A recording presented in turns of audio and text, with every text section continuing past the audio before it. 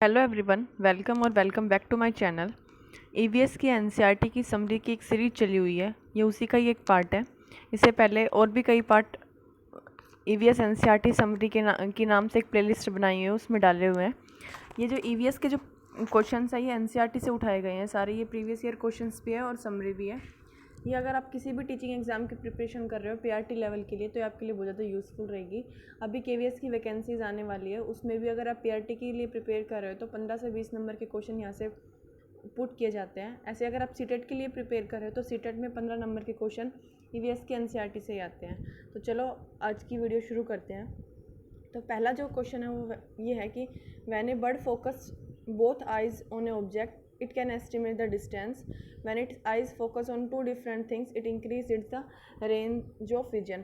इससे पहले वाली वीडियो में हमने पढ़ा था कि जो बर्ड्स होते हैं उनकी जो आँखें होती है वो सर के दोनों तरफ होती हैं। जैसे हमारे एक ही तरफ होती है, सामने होती है, उनकी जो अपोजिट डायरेक्शन में आइज़ होती हैं। जब वो अपनी आइज़ को एक ऑब्जेक्ट पर फोकस करते हैं तो उस चीज़ की डायरेक्शन को ना, उस चीज़ की डिस्टेंस को एस्टिमेट करते हैं कि वह चीज़ उस पक्षी से कितनी दूर है। लेकिन जैसे कि अभी बताया कि उसकी जो आइज़ है वो हेड के सर के दोनों तरफ होती है, तो अगर वो दोनों आँखों को अलग अलग दिशाओं में देखता है तो उसकी रेंज बढ़ जाती है। इसलिए जो बर्ड्स होते हैं उनकी रेंज जो ह्यूमन से ज़्यादा होती है, क्योंकि उसकी जो आँखें होती हैं वो सर के दोनों तरफ होती हैं। उसके बाद हमारे पास अगला पॉइंट है जॉर्ज मेस्ट्रल। इन्होंने क्या किया था, 1948 में वेलक्रो की खोज की थी। वेलक्रो क्या होती है, जो किसी भी शूज़ वगैरह सैंडल वगैरह में जो टेप होती है कि एक में तो कांटे की साइड, एक में तो थोड़ा कांटे वाला पोर्शन होता है और एक में थोड़े फर से होते हैं, तो जो चिपकने का काम करती है वो किसने किया था, जॉर्ज मेस्ट्रल ने उसकी खोज की थी। उसके बाद आता है कि 1986 में क्या हुआ था, जोधपुर में सूखा पड़ा था, वहाँ पर कोई भी रेन नहीं हुई थी, no rain in Jodhpur. People reuse old and forgotten staples clean and found 200 trucks of garbage. लोग वहाँ के लोगों ने जो पुराने जो कभी भी यूज़ नहीं हो रहे थे, जो दब चुके थे, पुराने कुओं को इस्तेमाल करा था और उसके लिए उन्होंने क्या किया था, वहाँ से गार्बेज निकाला था, क्योंकि वो इस्तेमाल नहीं हो रहे थे। लोगों ने उसे अपना घर का कूड़ा कचरा डाल डाल के भरना शुरू कर दिया था, जिससे वो सारा गार्बेज से फिल हो गया था। इसलिए उन्होंने क्या किया, वहाँ से पहले 200 ट्रक गार्बेज के निकाले। और ऐसा क्यों क्यों हुआ था, जो पुराने स्टेप वेल्स है, जो कुएँ वगैरह, उनका यूज़ कैसे बढ़ा था, क्योंकि वहाँ पर कोई भी रेन नहीं हुई थी 1986 में। तो क्वेश्चन आ सकता है कि जोधपुर में जो पुराने स्टेप वेल्स है उनको उनसे गार्बेज निकाल कर क्यों यूज किया गया था, क्योंकि वहाँ रेन नहीं थी, या फिर कौन से ईयर में यूज किया था, तो 1986 में। उसके बाद एक नाम आता है अल बरूनी। अल बरूनी क्या था, एक ट्रैवलर था फ्रॉम उज्बेकिस्तान टू इंडिया, जो उज्बेकिस्तान से इंडिया आया था एक घूमने के लिए, वो एक ट्रैवलर था। ही एडमायर्स पोन्स एंड चबूतराज।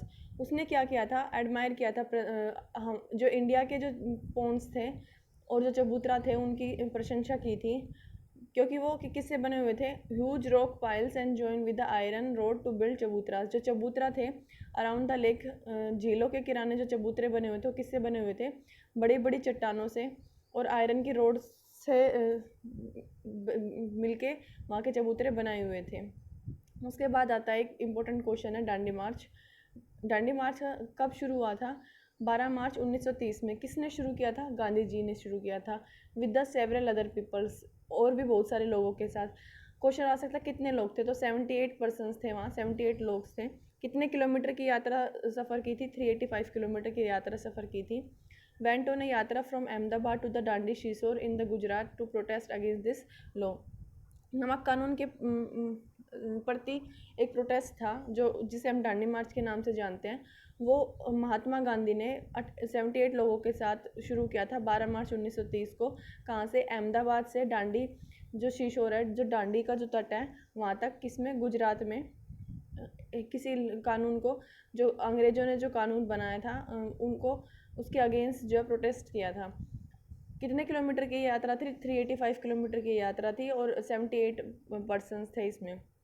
उसके बाद आता है नेक्स्ट हमारे पास पश्मीना। पश्मीना क्या है, पश्मीना जो है वो एक तरीका वूल होता है, जो अपने जो नॉर्मल स्वेटर होती है उससे 6 गुना ज़्यादा वार्म होता है। जैसे अगर हम जो स्वेटर पहनते हैं उससे 6 गुना ज़्यादा गर्म होता है। यह गर्म तो बहुत होता है, लेकिन इसका जो फैब्रिक होता है वो बहुत ज़्यादा थिन और डेलिकेट होता है।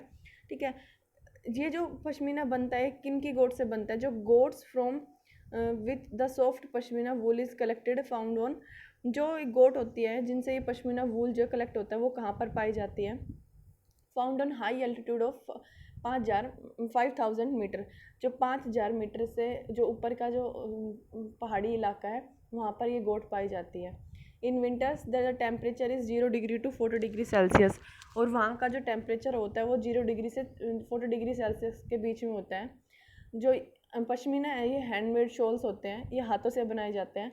इनकी एक शॉल की वीविंग के लिए 250 घंटे लगते हैं, 250 hours of weaving for one plain pashmina shawl. अगर हमें एक प्लेन पश्मीना शॉल बनाना है तो उसके लिए 250 घंटे लगते हैं।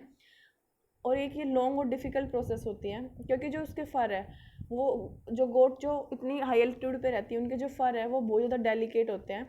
हमारे जो हेयर्स हैं उनका जो 1/6 अगर हम पार्ट करते हैं, 1/6वां हिस्सा करते हैं, अगर हम अपने एक बाल के 6 हिस्से कर देते हैं तो उसमें से जो एक हिस्सा बचता है उतनी उस वूल की जो फ़र होता है जो गोट की वो मोटाई होती है। उसके बाद आता है अहमदाबाद। अहमदाबाद कहाँ है? गुजरात में। अभी हमने पढ़ा था दांडी मार्च अहमदाबाद से शुरू हुई थी। तो अहमदाबाद में एक अर्थक्वेक आया था, एक भूकंप आया था जनवरी 26, 2001, 2001 में। अहमदाबाद में 26 जनवरी 2001 में एक भूकंप आया था। इस भूकंप में 150 बिल्डिंग्स, 150 बिल्डिंग्स जो सिटी में गिर गई थी। 1 डज़न मल्टी स्टोर बिल्डिंग, 1 दर्जन बहुमंजिला इमारतें गिर गई थी, 250 जो है डेड बॉडीज़ पाई गई थी। और सबसे जो अहमदाबाद में सबसे जो ख़राब कंडीशन थी, सबसे ज़्यादा जहाँ भूकंप ने अटैक किया था वो जगह कौन सी थी? भुज। उसके बाद आता है right to forest act 2007।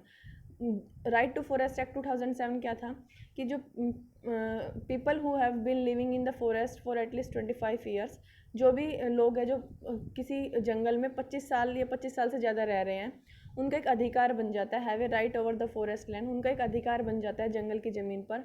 And what is grown on it, जंगल की ज़मीन पर या फिर वहाँ उस पर जो वो कुछ भी उगाते हैं तो उस पर उन लोगों का अधिकार होता है जो वहाँ पे 25 साल से ज़्यादा रह रहे हैं। They should not be remove from the forest, उन्हें जंगल से नहीं हटाया जा सकता, नहीं भगाया जा सकता। Work of protecting of forest should be done by this gram sabha. तो उनको बचाने का जो काम है वो कौन करती है? ग्राम सभा करती है। तो ये जो एक्ट बनाया गया था, ये 2007 में बनाया गया था कि जो 25 साल से ज़्यादा किसी भी फॉरेस्ट में रह रहे हैं तो उसकी फॉरेस्ट की लैंड पर, उसकी भूमि पर, उस पर जो उग रहा है उस पर उन लोगों का हक होगा और उन्हें ऐसे ही नहीं निकाल के भगाया जा सकता। और जो ग्राम सभा है उनको प्रोटेक्ट करती है इस चीज़ के लिए। आज की वीडियो में इतना ही, नेक्स्ट वीडियो में मिलेंगे फिर से। Thank you for watching. If you like the video, please like the video, share and subscribe the channel. Thank you.